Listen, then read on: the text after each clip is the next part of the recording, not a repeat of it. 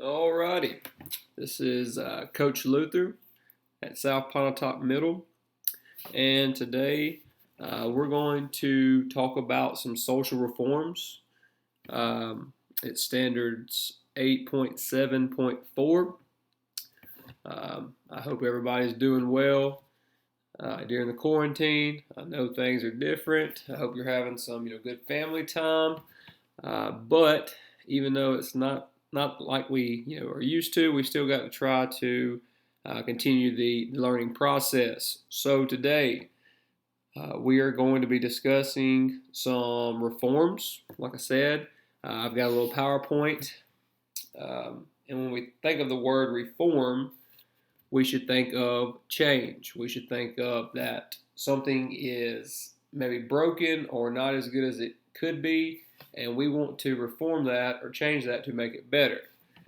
We'll cover reforming the spirit, reforming religion, reforming education, which right now you could say that uh, we've been thrown a wrench into our plan, so now we're having to reform what's going on and make it better. That's why we are playing with different ways to continue the education process. So, like we said, the definition: reform to make better by stopping the wrongs. All right, reforming the spirit. It says American reformers of the 1800s wanting to extend the nation's ideals of liberty and equality to all citizens. They brought changes to the American religion, politics, education, art, and literature. Some reformers formed utopias, which were communities based on a vision of a perfect society. One of those who creates this is Robert Owen. He's going to form New Harmony, Indiana. So he comes up with this plan. He's got money. He's owns a factory, and he thinks that he can create this community where it's not really a competition, but everybody is just going to work together. Okay, and if everybody works together, then everything will go smooth. There won't be no competition, no conflict, and so his utopia only lasts about 2 years, and he realizes, hey, it's not going to work the way I planned, and it pretty much is a bust. Now, he's not the only one. There's others, but he's the main one that we've talked about. Moving on, we have the Second Great Awakening. Okay, it's a religious movement. They're coming from miles to hear tent revivals. I'm sure you've heard of tent revival, or you have been to a tent revival yourself. So a famous preacher that we see here is Charles Finney. He's known as the father of modern revivalism. Okay, so when you see these revivals starting to take place, church numbers are growing tremendously. Everybody's getting involved with this, and it's starting to make a movement. Now we also see something called Christian perfection during this time. And basically, what that means is it is your duty to be the perfect Christian. Now, that's kind of hard to do, but it's a process of achieving spiritual perfection, okay, or personal holiness. So it's your job to be the most perfect Christian that you can possibly be. So this is what's going on. Now, when this starts to happen, people start looking around and they say, well, if I'm trying to be the perfect Christian and everybody else should be the perfect Christian, what should we do or what should we not do? That in return is going to lead to other things. So they're going to start seeing, well, I could ask you if you were in class, I would say, someone raise your hand. Tell me what you might consider being something that should be, that's wrong, that we might not do anymore if we want to be a perfect Christian. And you might name, etc., alcohol, or, eliminate drug or whatever. So that brings us to our next one, which is going to be the temperance movement. And it's going to be the war against alcohol. So people start seeing, alcohol, it's something that you see from day to day, or if you go into a gas station, you know what it looks like. And you start seeing Lime Beecher. Now, he is a Connecticut minister. He's leading this cause, and he feels like it's his mission to push this, banning of alcohol. So So he wants, because if he can get rid of the alcohol, he can protect the society against infidels. He uses the term rum selling, tippling folks, and the rough scuff. So basically, Beecher says, you can look at a man, and if he has problems, whether it's poverty or he's uneducated, or if he has a criminal background, alcohol is probably the reason that all that has happened. Now, we can look at society, or we can look at things now and say, well, I'm not saying alcohol is good, but just because you drink an alcoholic beverage doesn't mean that you're going to be a career criminal, or you're going to be poor, or so on. But this is the thought process that's going on at this time. So he starts getting this backing, and everybody's listening to him, and they're following, and they're saying, yeah, he's right. Let's clean the streets up. If we're going to be if we're going to have this great awakening and we're going to be perfect Christians, then we need to get rid of this alcohol, okay? Because it's the root of all evil. So some states, they're actually, they're passing out pamphlets, they're having these revivals, and it's growing. And some states are actually going to outlaw it, but it doesn't last. Eventually, it kind of dies down, and it's back to being a thing again. All right, moving on to our next slide. All right, education reform. So, we have the great question that you ask all the time, I'm sure in math class and in my history class. Why do I need to learn this? Why is this important? So this is the education reform. This is what's going on. This is why you learn things and why you go to school for X number of days a year. So you have Horace Mann. Now, Horace Mann, he's going to be known as the father of the modern school, okay? Because he sees what's going on in society, and he says, if we're going to grow and we're going to get better as a society, he believes that we have to be better educated. So it says in Massachusetts, he's going to lengthen the school year to 6 months. Now he realizes at this time, your younger kids, kids that are your age, that are 12 and 13, they're working full-time jobs, 40, 50, 60 hours a week to help support the families. He knows this, but at the same time, he knows the importance of education. He knows that we can't better ourselves if we are not educated. Now, that doesn't mean that if I'm looking at you in my classroom and I'm telling you this, that doesn't mean I expect all of you to go, after graduation of high school and go to a 4-year university and do this. There's plenty of great jobs that we need in this state or in this country that doesn't require a 4-year degree or even a 2-year degree. There's Votex and things like that that's made for that. But he just realizes that in a public school system, he wants everybody to have a chance to have the education, and that to do this, certain things have to happen.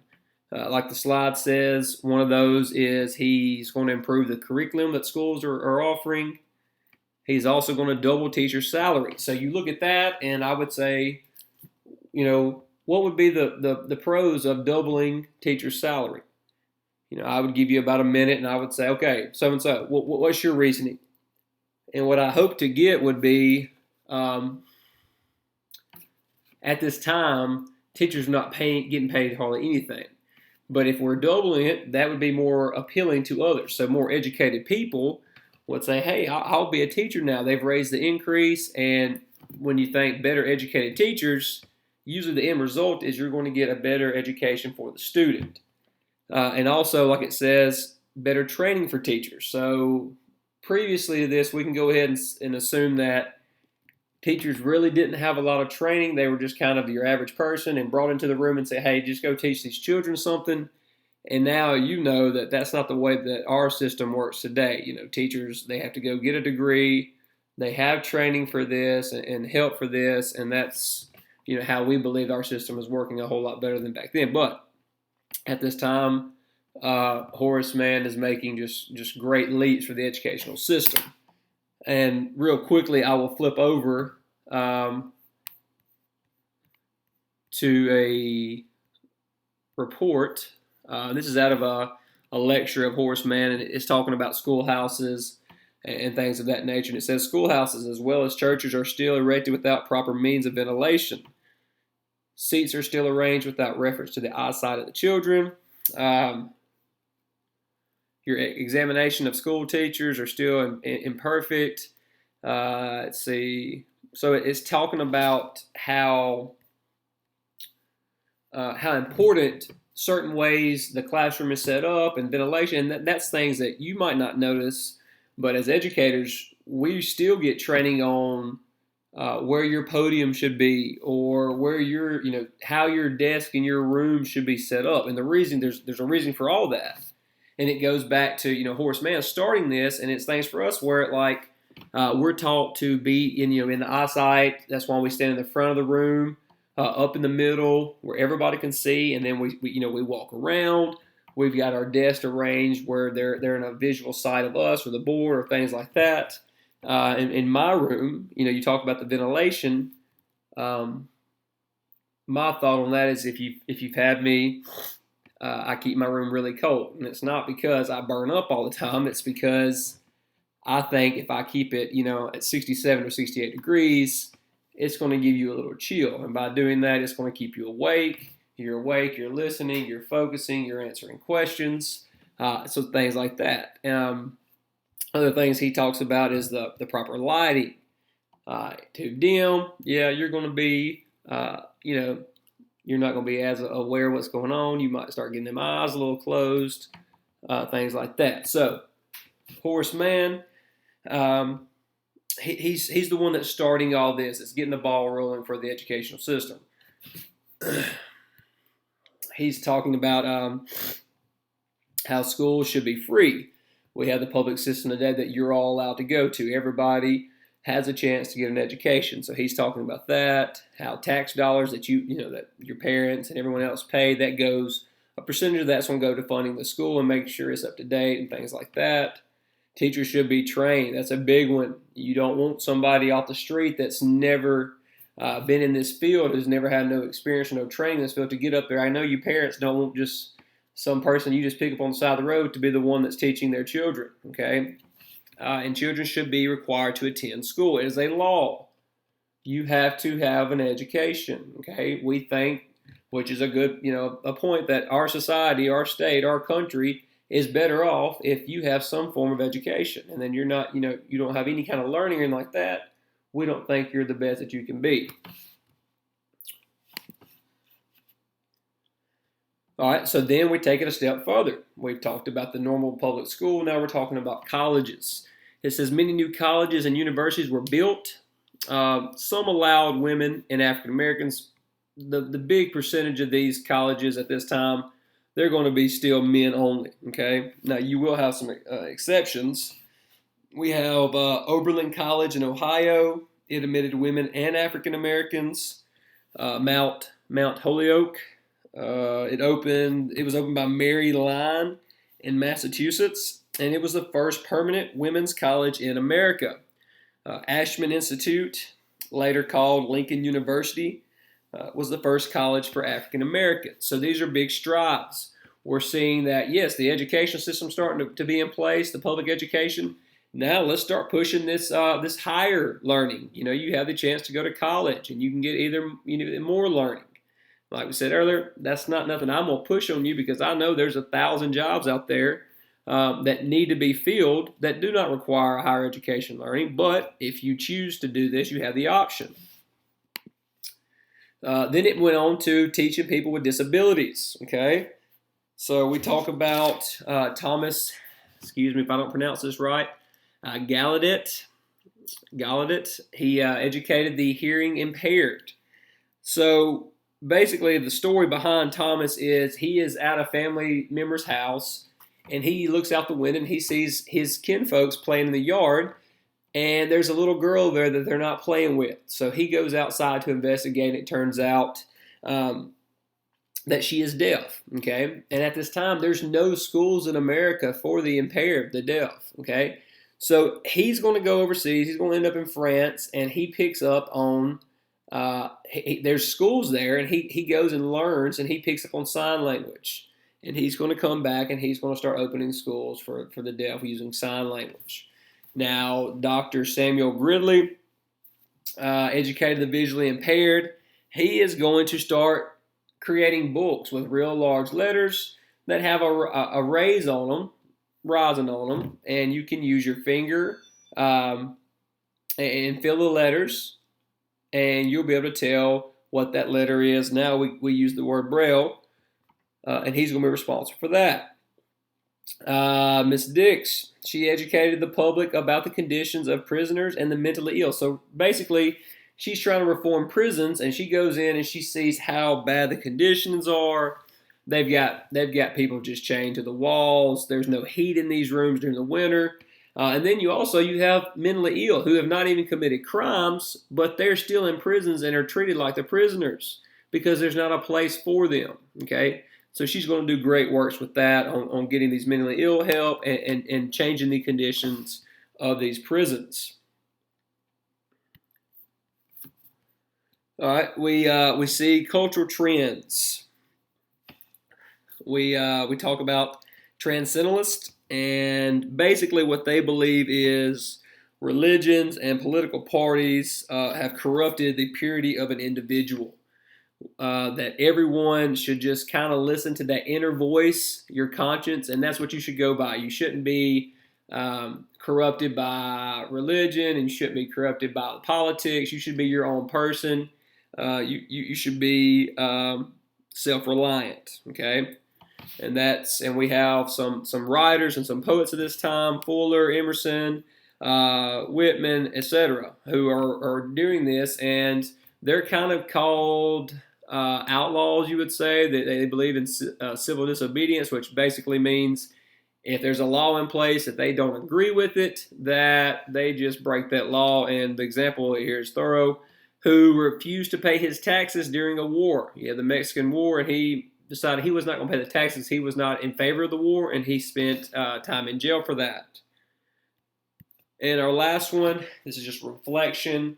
I would ask you in the class, which social reform do you believe did the most? Which ones helped? Which ones did the least? All right. So that is that's just a quick, 15-minute, 16-minute lesson on social reform. I hope you got something out of it. I know it wasn't a full class, and it's unusual right now, but I promise you, myself and the rest of your staff and your teachers at South Pontotoc and in the district, we're trying to do whatever we can to continue the education and make it accessible to all y'all. Now, y'all be safe, and I hope to see y'all soon.